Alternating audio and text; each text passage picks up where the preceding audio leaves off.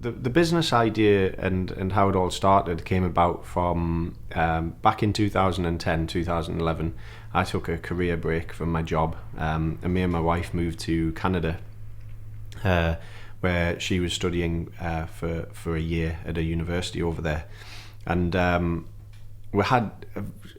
life was just so different over there.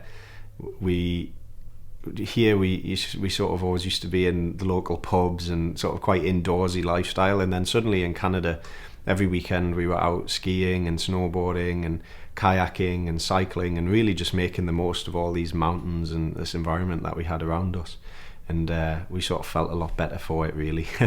But then 2011 we came back to Newcastle because my wife was offered a job and I had the option to come back to my job. So I went back into it, but it sort of stuck with me, and we started looking for these opportunities in the northeast. And what we found was that there was some activities, but there was definitely some things that we used to do that we couldn't do anymore. And one of those things was kayaking. I started to brainstorm a few ideas and think, okay, could this be a business that I could set up? And I thought about it it must have been about 2 years. Just sort of thinking about, would it be possible, would it be viable? At the end of 2013, there was this old derelict building at the end of my street, about 50 metres from Cullercoats Beach, which came available, and it just seemed like the perfect space. It was an old vehicle repair shop, so it had this sort of very functional workshop type space. But then on the first floor, it also had this sort of very quirky attic, sort of loft space, which I thought would be ideal for sort of people who'd just been out cycling, just been out kayaking, doing outdoor activities. If we could sort of create a warm and sort of welcoming environment for them before and after their activities.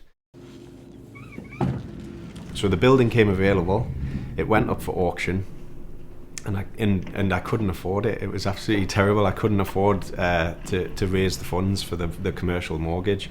So I thought that had slipped through my fingers. And then the first day the new landlord took over the building, I saw him. He was just clearing the place out. He had about 5 skip loads of rubbish that came out of this old workshop. And I just caught him and I said, "Oh, can I talk to you about the building?"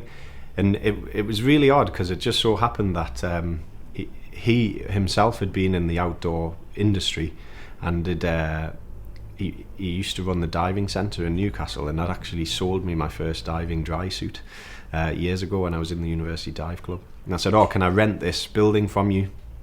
And he said, yeah, definitely. Let's have a chat. And sure enough, I was able to rent it on a 5-year lease, and he actually covered the cost of the refurbishment of the building, which actually, it's another cost that I wouldn't have been able to shoulder as a startup business. So it worked out really, really well.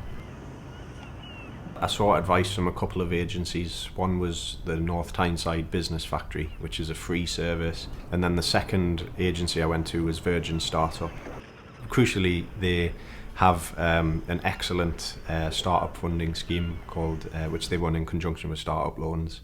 And their funding manager, Andy, was pretty crucial in terms of helping me find finance for my business.